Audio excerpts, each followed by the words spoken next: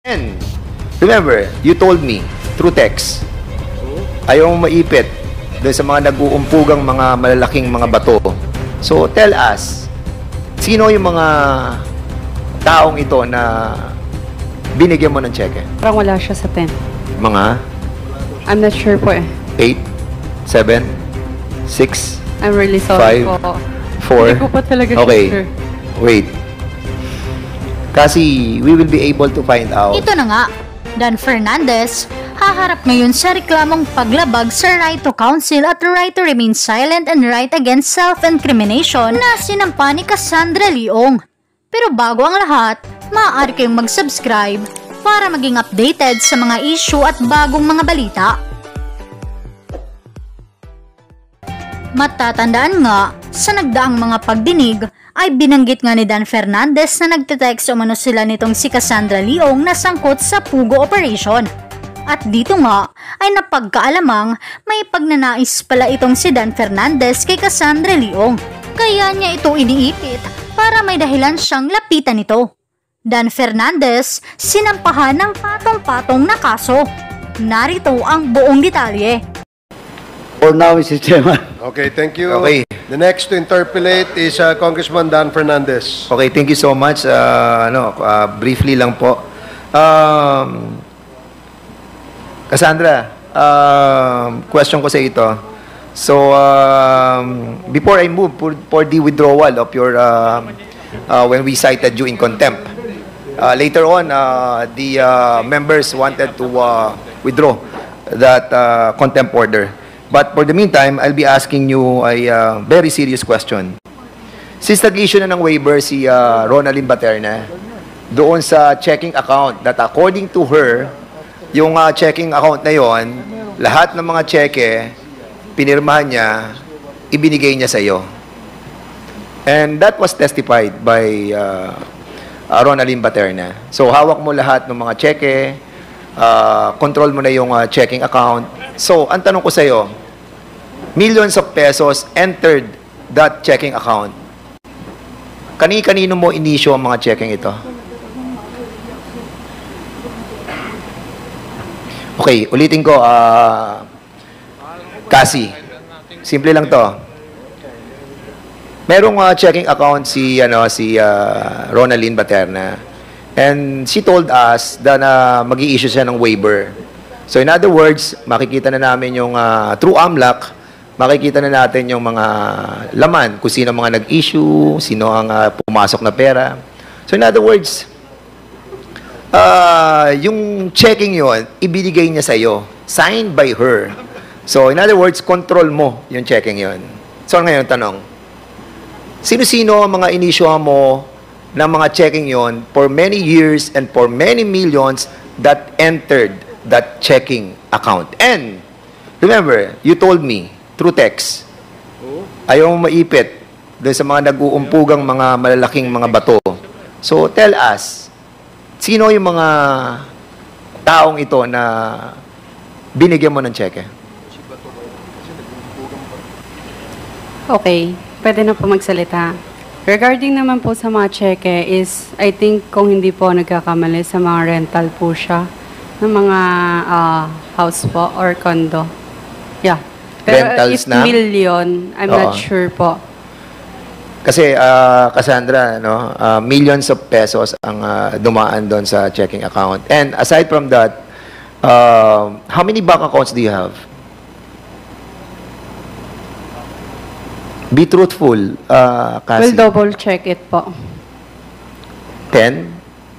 You have 10 accounts? More than 10? Parang wala siya sa 10. Mga I'm not sure po eh. 8, 7, 6, I'm really sorry 5, po. 4. Hindi ko pa talaga Okay, sure. wait. Kasi we will be able to find out because the waiver was signed. Ronaldin, were you able to sign the waiver? Na-sign ko na po. So, kung na-sign na niya yung waiver, so makikita na natin ang lahat ng laman nun. So, we're giving you a chance to tell us. Sabi mo kasi kanina, meron kang mga iniiwasan. So, we wanted to find out who are these people. Meron bang mga politiko? meron bang mga drug dealers?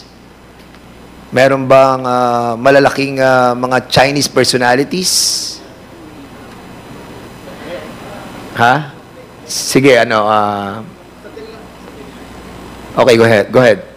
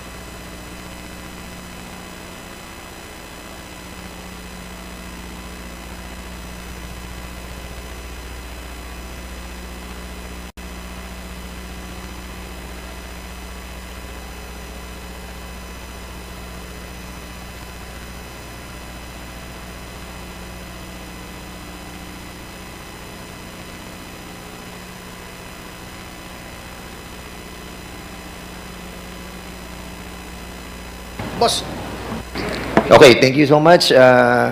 Sige, Cassie, what? Regarding po sa bank account, wala na po akong bank account pala. Pwede na po siya. Cassie, Yes po. baka mabago yung damdamin ko sa'yo, ah.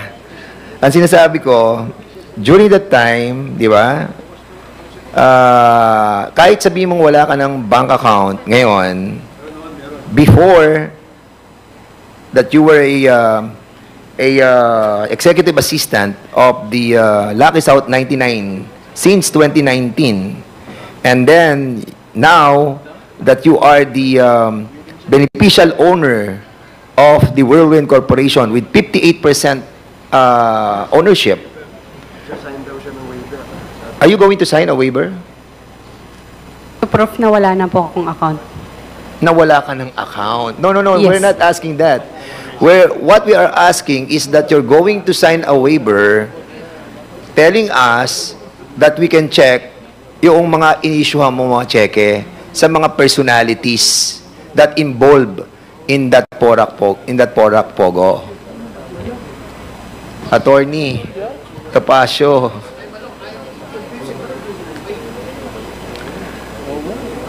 Are you willing to waive for all your bank accounts para makita natin ang lahat ng inyong transactions?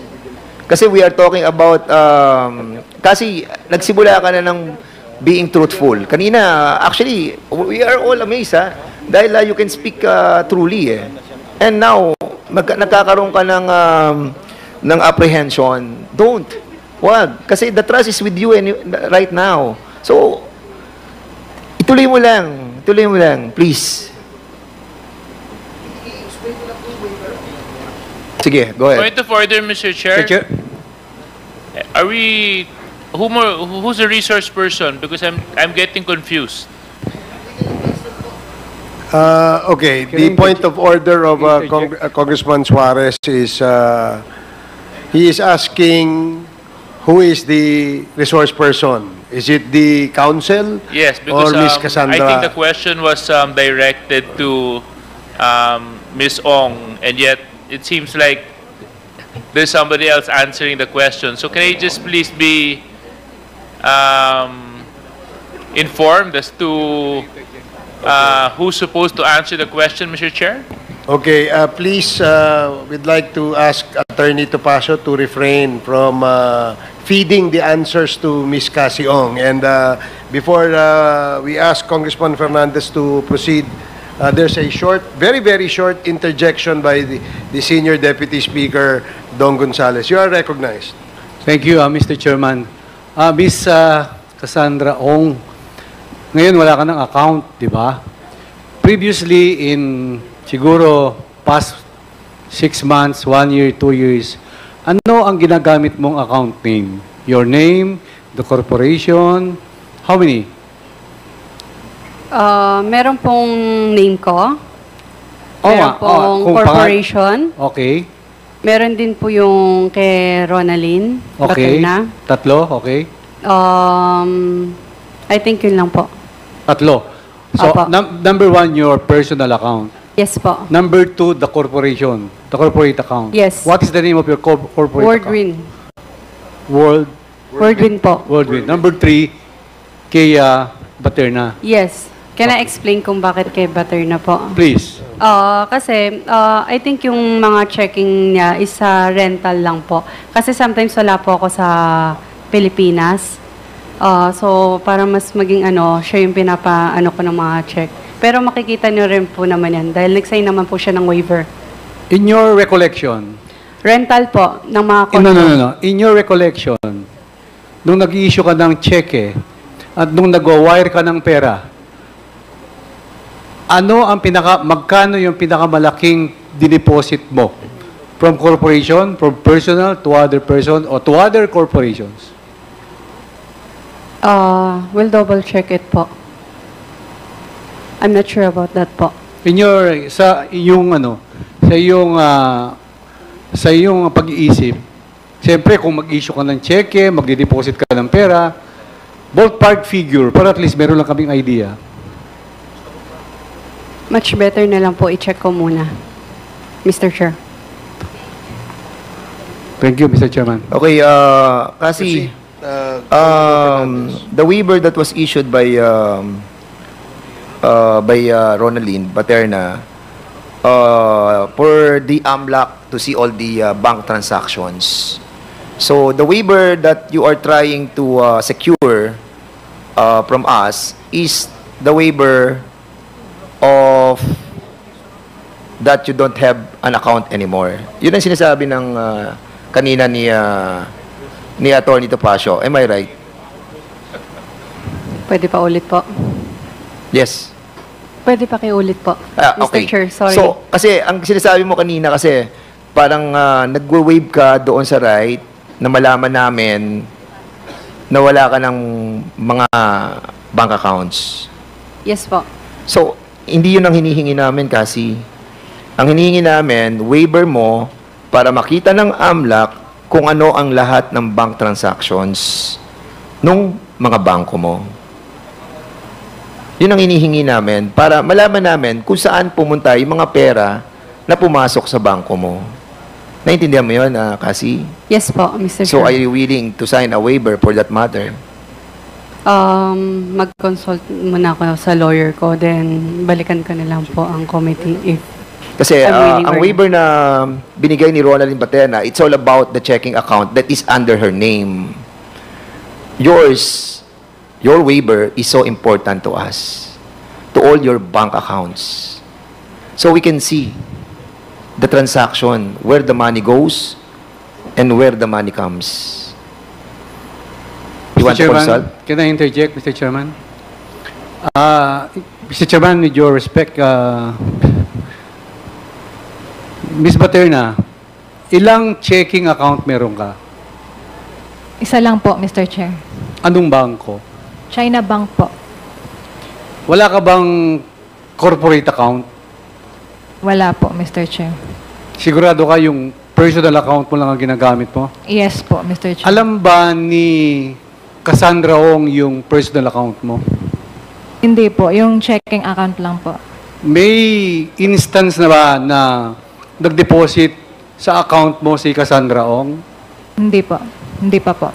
Hindi ka inisyuan ng cheque ni Cassandra Ong in your personal account? Hindi po. Nasa waiver naman yan, makikita natin. Yes po. Thank you, Mr. Chairman. Hindi, konti na lang to. Okay, thank you Mr. so Chair? much. Mr. Chair? Yes, Congressman Akop. Madam Baterna, sabi mo, isa lang yung account mo, di ba? Pero sabi mo, may personal at saka checking account. Iisa lang bang... Magkaiba po yung ano So, nun, dalawa? Mr. Chair. Opo, personal po, tsaka po yung checking At account saka yung na checking ginagamit account. po ni Ma'am dalawa, Cassie. hindi isa. Di ba? Isang personal Isang at bank saka po.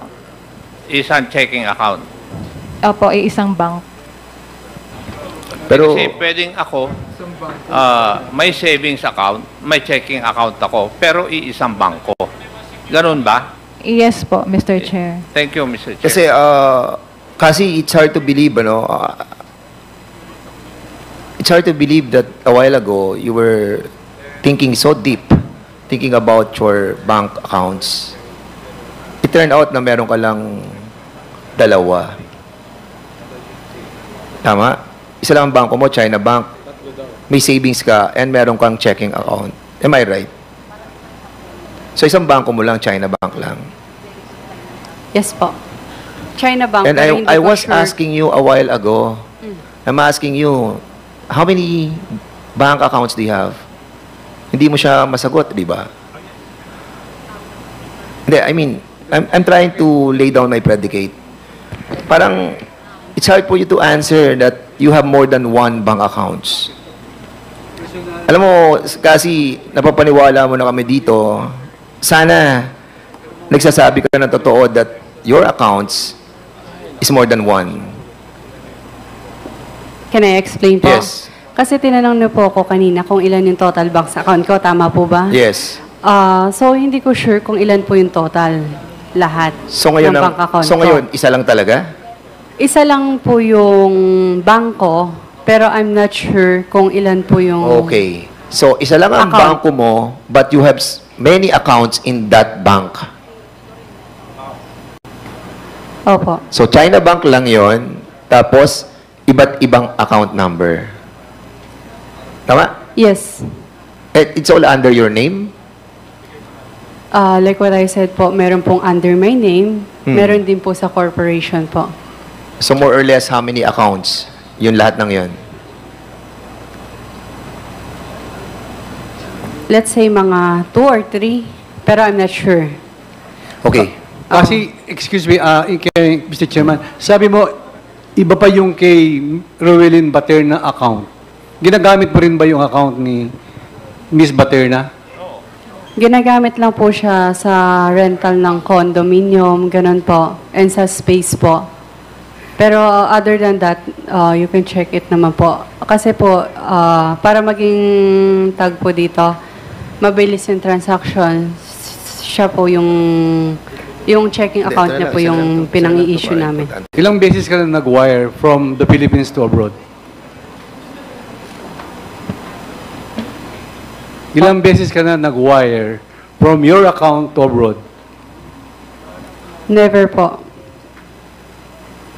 Thank you, Mr. Chairman. Sige, I'll leave you with that, kasi, punta tayo kay Mr. Chairman, konti na lang po to. Kindly wrap up, Congressman Fernandez. Pumunta si Cassie, Chairman Al Tenco, sa iyo, kasama si Harry Roque, at doon na pag-usapan yung Lucky South 99. Tama, Chairman? Yes, Chairman. And as a matter of fact, si Cassie kasama rin doon. Kasama, And that dumating was din po siya. July 26, July 26, 2023. 2023. And will you confirm this, Cassie, that you were there in July 26, 2023? Kasi kanina hindi mo ako sinagot dun eh.